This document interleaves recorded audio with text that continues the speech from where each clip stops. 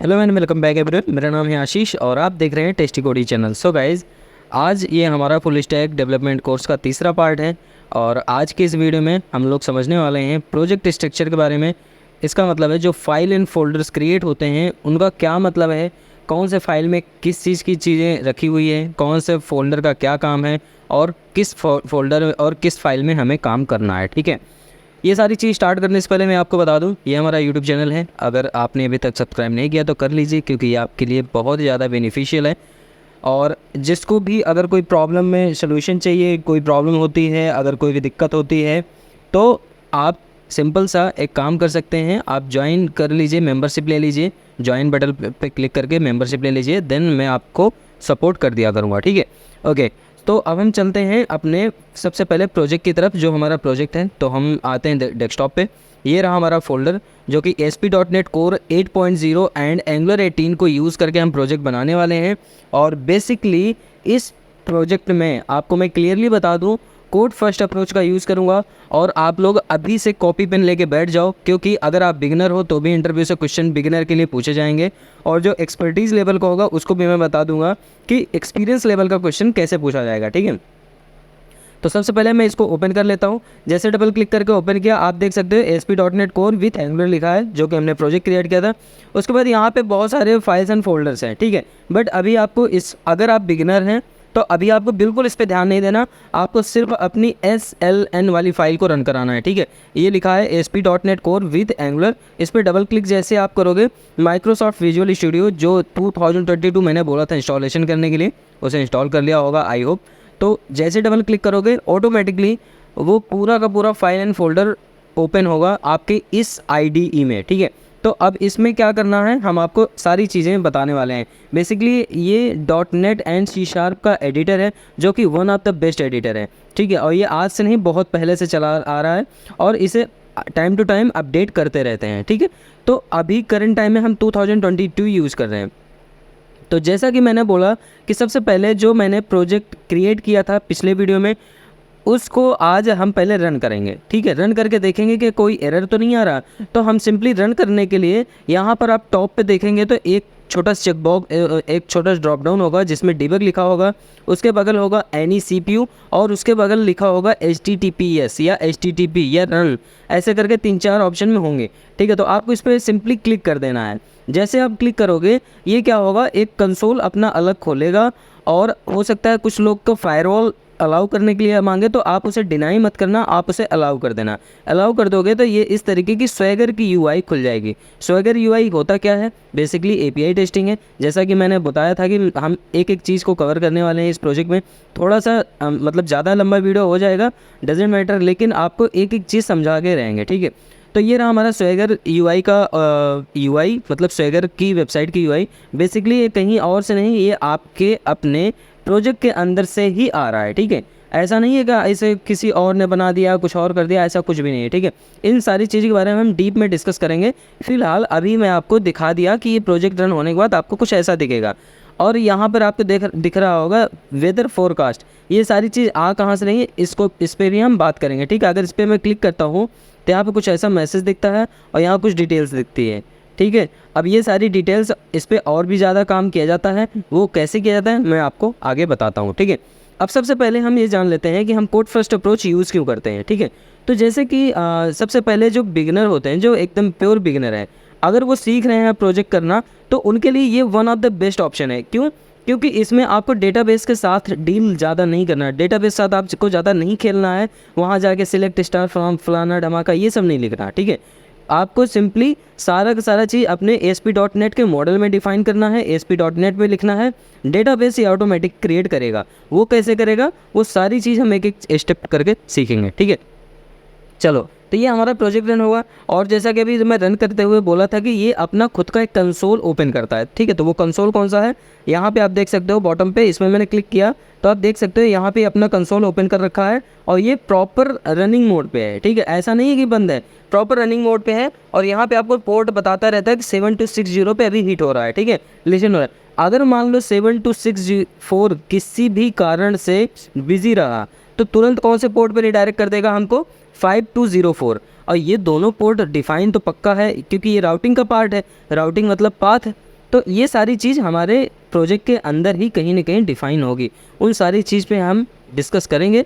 लेकिन अभी हम चलते हैं फाइल एंड फोल्डर को, जैसा कि मैंने बोला था उसको समझते हैं कि कहाँ पे क्या चीज़ यूज हुआ है। ठीक है, तो सबसे पहले हम बहुत ज़्यादा मतलब बहुत डीप में आपको नहीं ले जाएंगे, बहुत डीप में ले जाने का मतलब है कि आप कंफ्यूज हो जाओगे। तो सबसे पहले हम अपना ओपन कर लेते हैं विजुअल स्टूडियो कोड, और ये आप देख सकते हो, और इधर राइट साइड में आपको दिख रहा होगा सोल्यूशन एक्सप्लोरर। सोल्यूशन एक्सप्लोरर को आपको ओपन करना है। कुछ लोग के सिस्टम में हो सकता है सोल्यूशन एक्सप्लोरर ना खुल रहा हो, तो उनको परेशानी हो सकती है। तो कुछ नहीं करना, आप ऊपर टॉप पे देखोगे छोटे छोटे टैब्स जो है ना, इन टैब में लिखा है एक जगह व्यू। व्यू पे जैसे आप क्लिक करोगे तो सबसे पहला ही ऑप्शन है सोल्यूशन एक्सप्लोरर। इन केस अगर आपको नहीं पता है तो मैं आपको बोल रहा हूँ Ctrl+Alt+L ये बटन प्रेस करते ही आपका सोल्यूशन एक्सप्लोरर ओपन हो जाएगा। ठीक है, तो हम ओपन कर लेते हैं सोल्यूशन एक्सप्लोरर को। जैसे ओपन करेंगे लेफ्ट साइड का एक पैनल खुलेगा, इस पैनल पे हमें कुछ मतलब कुछ फाइल एंड फोल्डर्स दिखेंगे, और इसे अभी समझना है कि इनका काम क्या है। ठीक है, तो जैसा कि ये हमारा ओपन होते ही आपको सबसे पहले ये आपका प्रोजेक्ट नेम आएगा। एक्सटर्नल रिसोर्स को आप मत ध्यान दो, एक्सटर्नल रिसोर्स क्या है, आपका फोल्डर है, मतलब ये बता रहा है कि ये एक्सटर्नल रिसोर्स है जो कि यहाँ पर आया हुआ है। ठीक है, तो यहाँ पर क्या है ASP.NET Core with angular. ASP.NET Core with angular ये हमारा क्या है SLN फाइल है, जो कि हमारी प्रोजेक्ट क्रिएट करते समय हमने दिया था। अगर आपको याद हो, अगर नहीं याद है तो आप प्लीज़ पहला वीडियो ज़रूर देख लीजिए। और अगर आप बिगिनर हैं और आप ये पूरी वीडियो देखना चाह रहे हैं, अब बीच बीच में वीडियो देखेंगे तो आपको समझ में नहीं आएगा, इसलिए ASP.NET को इतने हल्के मत लेना। आप प्लीज़ एक एक वीडियो प्रॉपर देखिए, इसलिए मैं बहुत ज़्यादा लेंदी और बहुत ज़्यादा लंबी वीडियो नहीं बना रहा हूँ, बहुत ही सूक्ष्म और बहुत ही छोटी वीडियो बना रहा हूँ, 10 से 15 मिनट की। ठीक है, तो उसमें भी आप इतना कंजूसी मत करो, अपने ऊपर फुल टाइम दो, जिससे कि आपको कोई टेक्नोलॉजी प्रॉपर समझ में आ जाए। ठीक है, ओके नाउ सबसे पहला ऑप्शन यहाँ पे आपको देखने को मिलेगा कनेक्टेड सर्विस। और एक चीज़ ध्यान देना, यहाँ पे कोलैप्स एंड एक्सपेंड का ऑप्शन है। ठीक है, अगर मैं इस पर क्लिक करता हूँ तो इसके अंदर क्या लिखा है, नो सर्विस डिपेंडेंसी डिस्कवर्ड। ठीक है, अब सबसे पहले कनेक्टेड सर्विस का मतलब क्या होता है, अगर आप कॉपी पेन लेके बैठे हो तो आप बिल्कुल नोट डाउन कर लीजिए। मैं अभी आपको थोड़ा थोड़ा स्क्रीन पे भी आएगा। ठीक है, मैं ये चीज़ आपको बताते चलूँगा। This section within the solution explorer in Visual Studio allowed to easily connected the external service such as Azure, Office 365 and third-party REST API services. It is simply consuming external services by managing the necessary configuration and client code generation. इसका simple सा मतलब ये है कि ये क्या करता है, ये हमारी थर्ड पार्टी लाइब्रेरी को यूज़ करता है, थर्ड पार्टी REST APIs को यूज़ करता है। किसके लिए, कंज्यूम करने के लिए, बाकी सर्विसेज को कंज्यूम करता है, कॉन्फ़िगर करता है और हमारे कोड को जनरेट करने में हेल्प करता है। ठीक है, अभी आप बिल्कुल डिस्टर्ब मत होना, परेशान बिल्कुल मत होना, ये सारी चीज़ आपको समझ में आ जाएगी कैसे, जब इसको प्रैक्टिकल करोगे। ठीक है, क्योंकि कंप्यूटर की जो भी प्रोग्रामिंग लैंग्वेज है, अगर कभी थ्योरेटिकल नहीं समझ में आता ना, प्रैक्टिकल कर दे अपने आप समझ में आ जाता है कि अच्छा इसका मतलब ये होता है। ठीक है, तो आप बिल्कुल डिस्टर्ब मत होना, परेशान मत होना। ठीक है, तो कनेक्टेड सर्विस कुछ ऐसे काम करता है कि ये थर्ड पार्टी के सर्विसेज को यूज़ करता है, यूज़ करके हमारे कोड को जनरेट करने में हेल्पफुल होता है। ठीक है, सेकेंड चीज़ है डिपेंडेंसी। अब डिपेंडेंसी के अंदर भी तीन चीज़ें हैं, एक एनालिसिस है, एक फ्रेमवर्क है, एक पैकेजेस है। इसको भी समझना बहुत ज़रूरी है। सबसे पहले एनालाइजर क्या होता है इसको जान लीजिए। मैं थोड़ा थोड़ा बोलते चल रहा हूँ, ध्यान देना। ठीक है, प्रॉब्लम है वीडियो पॉज करो, वीडियो बैक करके बार बार रिपीट करके लिख लेना, क्योंकि बहुत ज़्यादा इंपॉर्टेंट है। ठीक है, ये सारी चीज़ वैसे कोई बताता नहीं है, लेकिन ये मेरा फर्स्ट वीडियो है ASP.NET पे, तो मैं चाहता हूँ कि आपकी ASP.NET भी लगभग 60% 70% कवर हो जाए मेरे इस पूरे प्रोजेक्ट वीडियो में। ठीक है, फुल स्टैक का कोर्स मतलब भी यही हुआ कि आपको काम की चीज़ सारी पता होनी चाहिए। ठीक है, तो सबसे पहले समझते हैं एनालाइजर क्या है। Analyzer are tool that inspect your code for issues. ठीक है, सिंपल सी बात है, एनालाइजर क्या है, एक टूल है। क्या, किस लिए, आपके कोड को इंस्पेक्ट करता है, जो भी इशू आता है उसके लिए। अब style violation and other problems, कभी भी स्टाइलिंग प्रॉब्लम होती है, कोई अदर प्रॉब्लम्स आती है, कोई अदर वायलेशन प्रॉब्लम आती है, तो इन सारी चीज़ के लिए ये आपके लिए एक बहुत बेहतर टूल है जो कि इंस्पेक्ट करता है। They help maintain code quality and providing suggestion और wiring directly within the IDE। मतलब ये क्या करता है, ये डायरेक्टली अगर जैसे इन केस कोई भी वायलेशन क्रिएट हुआ, कोई भी वायलेशन आया, मतलब कोई भी एरर आया, तो उस एरर को क्या करता है, ये आपको एज ए वार्निंग शो करता है। और कहाँ शो करेगा, आपके दिमाग में भी चल रहा होगा। तो अगर आप कभी ध्यान दो, हमारे विंडोज़ के नीचे साइड इधर बहुत सारे टैब्स खुले हुए हैं। ठीक है, इन सारे टैब्स को ऐसे ही नहीं बनाया गया, ठीक है। इन सारे टैब्स का भी काम है, इन सारी टैब्स पे भी हम डिस्कस करेंगे एक सेपरेट वीडियो में, परेशान मत होना। लेकिन आपको जो भी वार्निंग होगी यहीं पर आउटपुट सेक्शन पे आपको दिख जाएगा, ठीक है। अब बात आती है सेकंड, फ्रेमवर्क। फ्रेमवर्क क्या है? बहुत अच्छा क्वेश्चन है, क्योंकि यहाँ पे भी काम होने वाला है। क्योंकि हमारा ASP.NET क्या है, एक तरीके का आप फ्रेमवर्क मान लो, एडवांस लेवल का फ्रेमवर्क, एंटिटी फ्रेमवर्क, ठीक है, एडवांस लेवल का फ्रेमवर्क है। इससे पहले क्या था, जैसे ADO.NET फ्रेमवर्क था, तो उसी तरीके से उन सारी चीज़ों को बहुत ज़्यादा मिनिमल कर दिया गया और बहुत एडवांस और बहुत फास्टर एंड क्रॉस प्लेटफॉर्म बना दिया गया है। अभी तक क्या था, सिर्फ विंडोज़ पे चलता था। अब क्या है, विंडोज़ हो, लिनक्स हो, मैक हो, किसी पे भी आप चलाओ, सब पे चलेगा ASP.NET कोर, ठीक है। चलो अब समझते हैं फ्रेमवर्क क्या है। तो framework within the dependency folder refer to the core library and components on which your ASP.NET core web API project dependents, ठीक है। This includes the ASP.NET Core framework itself along with any additional framework runtime library required by your project. These essential for the functioning of your web API, ठीक है। Basically इसका मतलब यही है कि ये क्या करता है, ये आपके डिपेंडेंसीज़ को इंस्टॉल करता है और डिपेंडेंसी को इंस्टॉल करने के बाद ये आपके ASP.NET की वेब API बनाने में बहुत ज़्यादा हेल्पफुल होता है, ठीक है।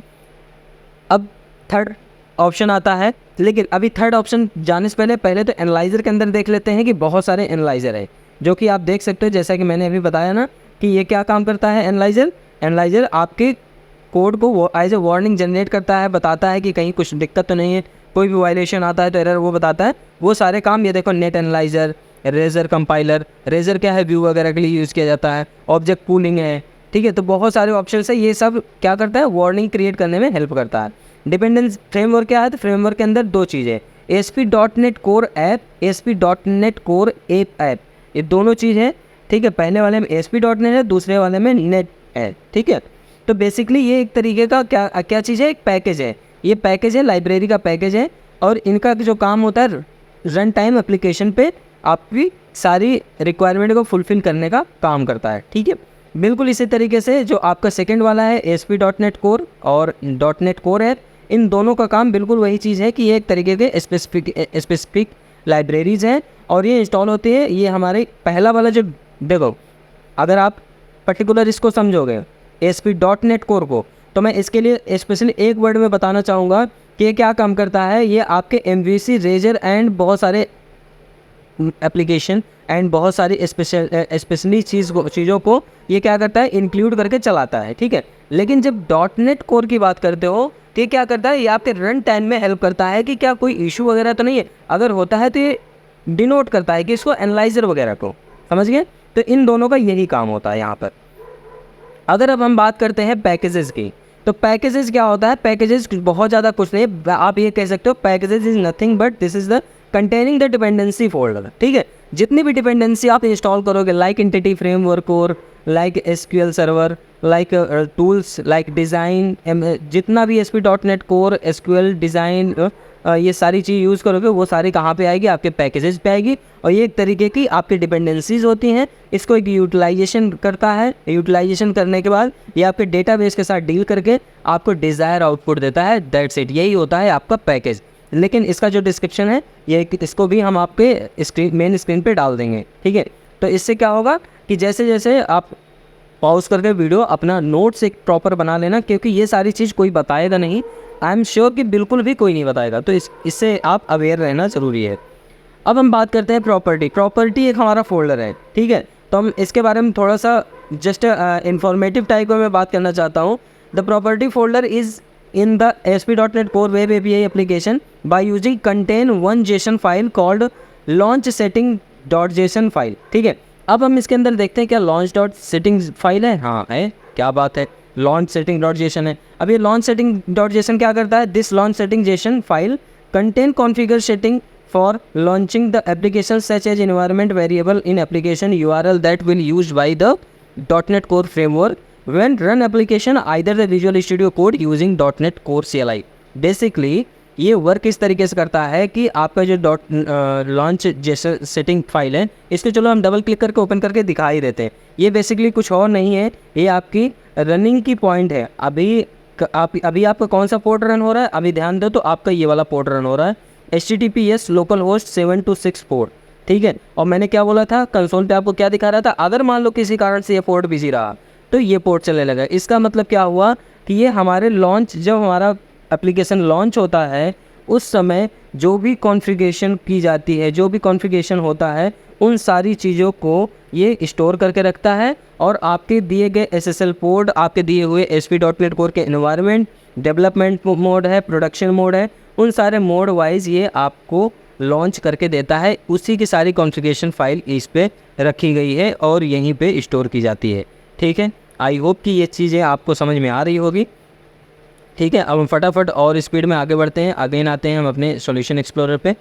ये हो गया हमारा लॉन्च सेटिंग। अब लॉन्च सेटिंग में आप लोग बस एक चीज़ ध्यान देना, HTTP, HTTPS, IIS एक्सप्रेशन, इस चीज़ को बहुत ध्यान दे देना, ठीक है। अगर आपको समझ में नहीं आ रहा कोई दिक्कत नहीं, आप कमेंट आप प्रॉपर करो, वीडियो लाइक करो, हम आपके लिए पूरा का पूरा एक एक चीज़, एक एक पॉइंट का वीडियो बना कर दे देंगे, ठीक है।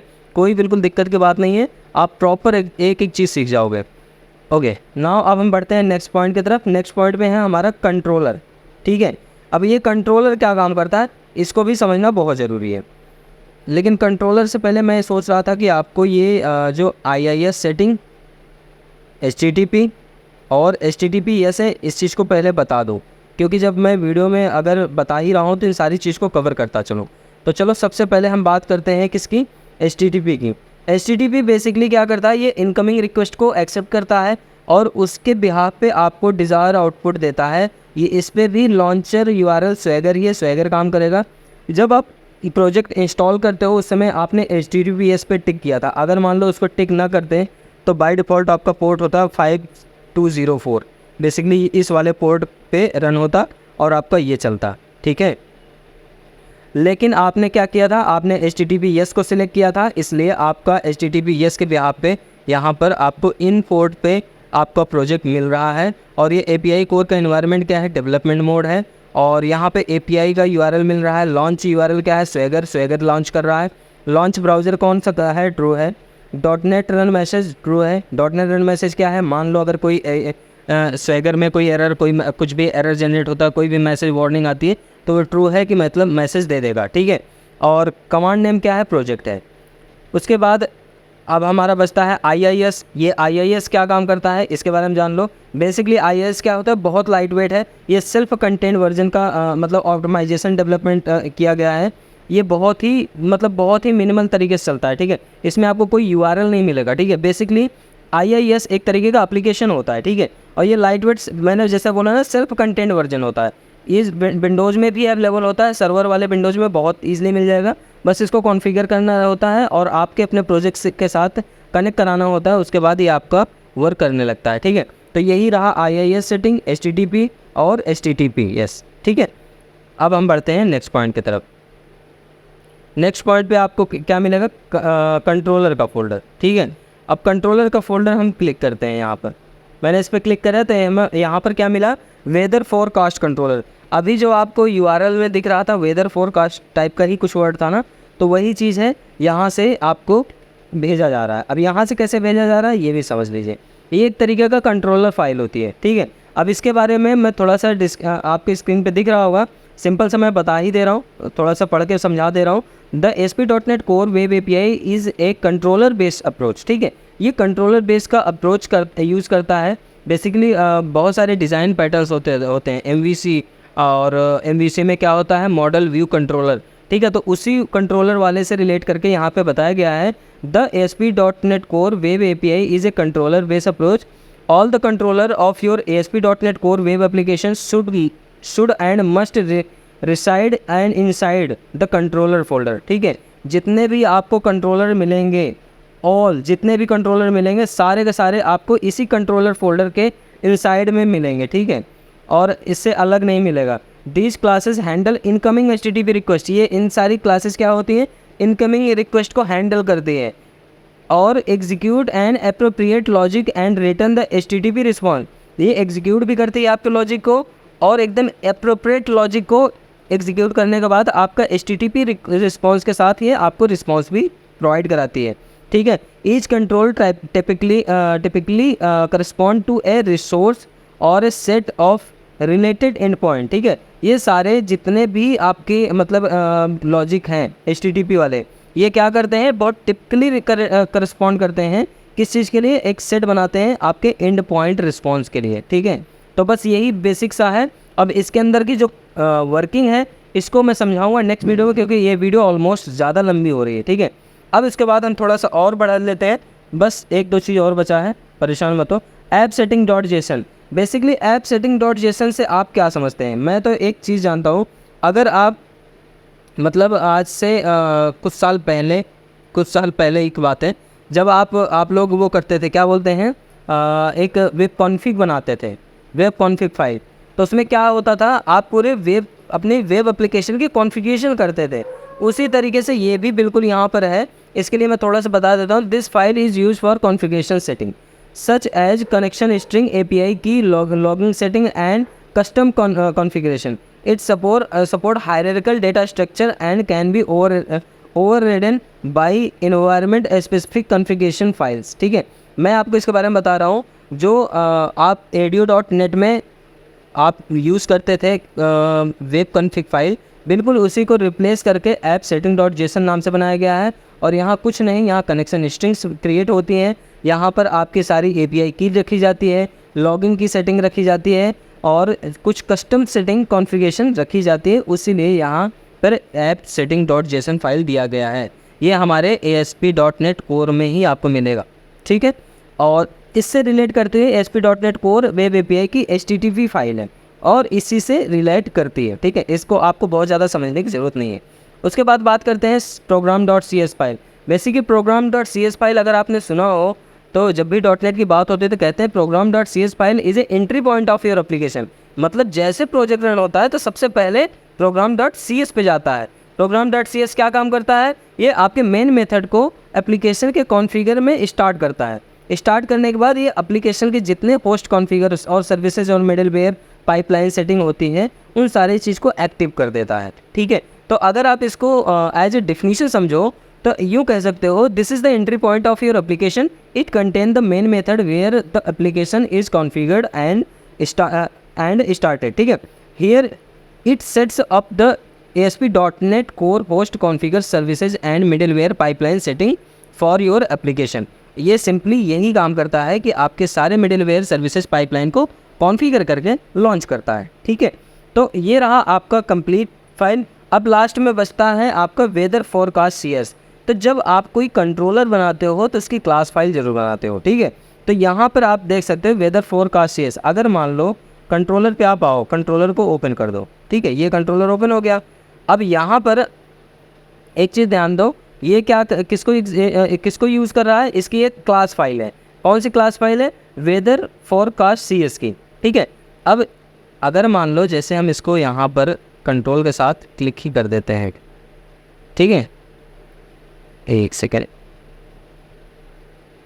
मैंने इस पर क्लिक करा तो ये कहाँ पहुँचा दिया हमें, आप देख सकते हो वेदर फोरकास्ट CS फाइल पहुँचा दिया। अगर मैं आपको फिर से सोल्यूशन एक्सप्लोरर पे क्लिक करूँ और यहाँ पर डबल क्लिक करो तो ये वही फाइल खोल के देगा। मैं क्लिक कर रहा हूँ, इसी को खोल के दे रहा है, ठीक है। तो ये क्या है, ये कुछ है नहीं, this is the model class. You can find the following code why model represent the structure of the shape of your data. ये आपके शेप ऑफ डेटा को रिप्रेजेंट करता है। ये एक तरीके का मॉडल फाइल है और कुछ नहीं है। इससे बहुत ज़्यादा घबराने की बात नहीं है। इसी तरीके से हम आगे जितने भी अगर कंट्रोलर बनाएंगे उनके मॉडल क्लास इसी तरह बनाएंगे, लेकिन इससे और स्टैंडर्ड फॉर्म में बनाएंगे। ये तो इन्होंने रफली ऊपर रख दिया है बस, ठीक है। ये एक प्रॉपर स्ट्रक्चर नहीं है प्रोजेक्ट को ऐसे CS फाइल रखने का, बट इन्होंने आपको एक तरीके का एक छोटा सा डमी इंस्टॉल करके दिया है कि आप इस तरीके से समझ सकते हो। तो आज का वीडियो हम इतने भी रोकते हैं क्योंकि ऑलमोस्ट ये वीडियो काफ़ी हो चुकी है। और यहाँ पर सबसे ज़्यादा इंपॉर्टेंट क्वेश्चन ये है कि पूछते हैं कि कंट्रोलर क्या है, ठीक है, पहली चीज़। दूसरी चीज़, जो बिगिनर है उनके लिए मैं बता रहा हूँ कंट्रोलर क्या है, program.cs फाइल क्या है, तो इसको ज़रूर पढ़ लेना। उसके बाद कभी कभी कुछ लोग पूछ लेते हैं ऐप सेटिंग डॉट जेसन पे काम क्या होता है, ठीक है। तो इन सारी चीज़ को आप एकदम समझ लेना। आप वीडियो पॉज कर करके डिस्क्रिप्शन आपको मिल जाएगा स्क्रीन पे ही, तो आप नोट डाउन कर लेना। सो मिलते हैं नेक्स्ट वीडियो में, तब तक के लिए bye bye. Keep practice, keep coding, take care. कोई प्रॉब्लम हो तो कमेंट जरूर करें।